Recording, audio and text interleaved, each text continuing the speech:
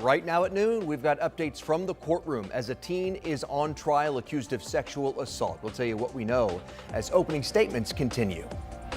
Yeah, buckle up, friends, because here we go. We've got a stormy pattern returning this afternoon, severe thunderstorm watch, and more storms in the days ahead. And we are in Speedway as leaders there start the appraisal of this unfinished project, this long unfinished project near the Indianapolis Motor Speedway. Updates that could come to the town as we prepare for the Indy 500.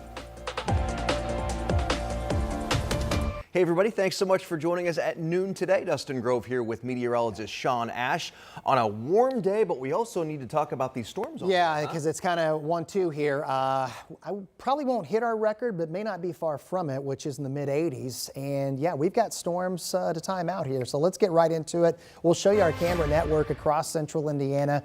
For the most part, next couple of hours, not bad for a lot of folks. But we're going to be watching to the west here. Temperature right now here in Indy at 76. You can see the severe thunderstorm watch that technically goes until 5 p.m. It includes Delphi and Peru and Marion. This may be expanded a little farther to the south, maybe a little closer to I-70 with the expectation that what you see over in Illinois may intensify a little bit as it taps into this warm air in advance of it. And there's also a strengthening low-level jet stream that's fueling these storms. This is the area right now that you see that's under the severe thunderstorm watch. And this is the radar lapse. These things are moving at 40, almost 50 miles per hour. So that will get them into northwest Indiana in our viewing area here, Benton County, roughly a little after 1 o'clock here. On our scale, northern half of the state, in the level 2. Here's future track 13. Watch as we play. You'll see the bulk of the action will be near and north of I-70 overnight into tomorrow morning. That's a different story. A lot of us are going to be wet and stormy. I'll have more on that and the bumpiness that's ahead of us in the 7-day forecast. All right, we'll see you then. Thank you, Sean. To the headlines now. This afternoon, opening statements are underway in Jennings County. It's for a teenager on trial charged with rape. Landon Doty, who was 15 at the time, is accused of sexually assaulting a younger boy multiple times on a special needs school bus. Charges were processed after a review of 300 hours of school bus surveillance video. Just this afternoon, the alleged 7-year-old victim's mother testified in court, and we also know the bus driver and bus monitor taking the stand today. This comes after the guardian of the defendant says she saw the video and it shows nothing of a sexual nature. He denies doing anything of any sexual nature to this boy ever. Ever. He said he didn't hurt at all in any way, any manner, any form. Our Rich Nye has been following this case from the very beginning. He's in the courtroom as we speak. We'll have updates throughout the afternoon online. You can find those at WTHR.com. A proposed Immigration and Customs Enforcement Office, an ICE office, could be coming to the city of Carmel.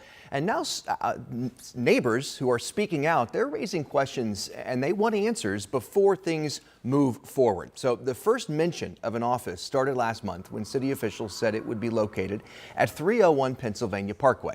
Those city leaders making it clear that the office would be just for administrative purposes and not a detention center.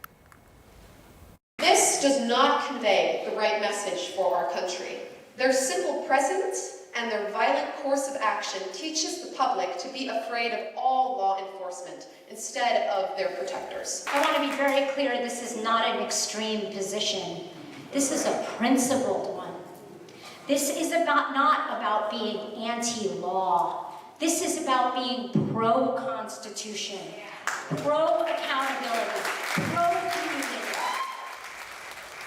We did reach out to the Department of Homeland Security for more details on when the office could open and where specifically it might be located. A spokesperson told us ICE does not confirm office locations, citing concerns about safety.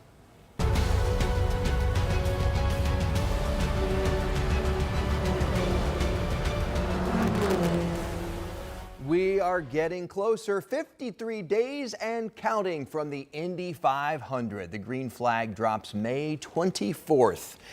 And now preparations are in full swing. That means getting the track all ready. Today, the Indianapolis Motor Speedway is getting a little extra help putting up the decorations. Last year's winner, Alex Pillow, will help unveil the banner above Gate 2. This is video here of last year's reveal with Joseph Newgarden.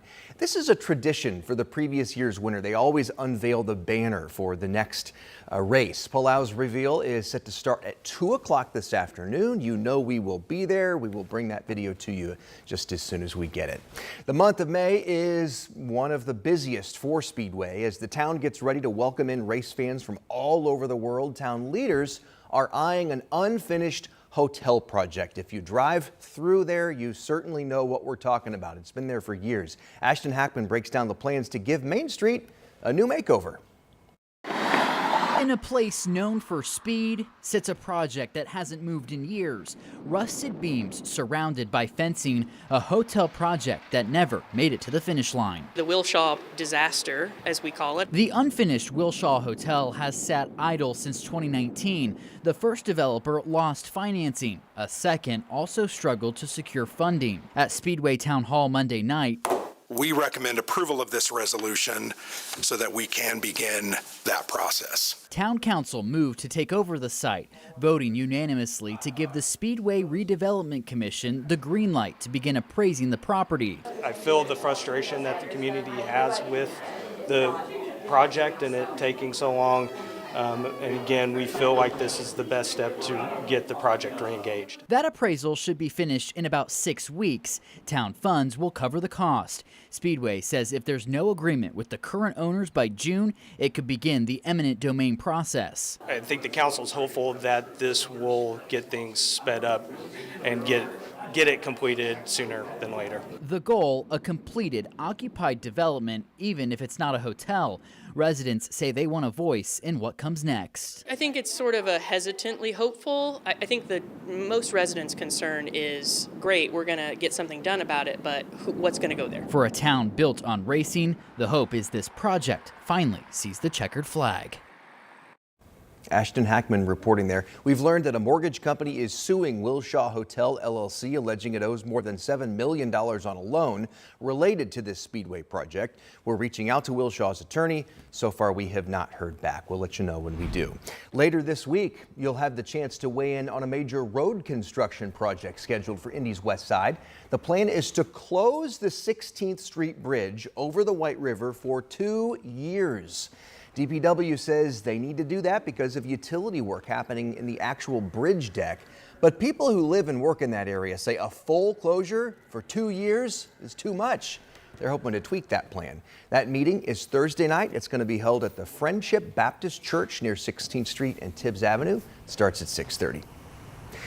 We're getting our first look inside the new Indianapolis Animal Care Services shelter. Here it is. A post on social media says work is in its final stages. The organization included a picture of the new kennels, which you see right there, and that new shelter sits on Raymond Street near Emerson on the southeast side. It's expected to open to the public in May.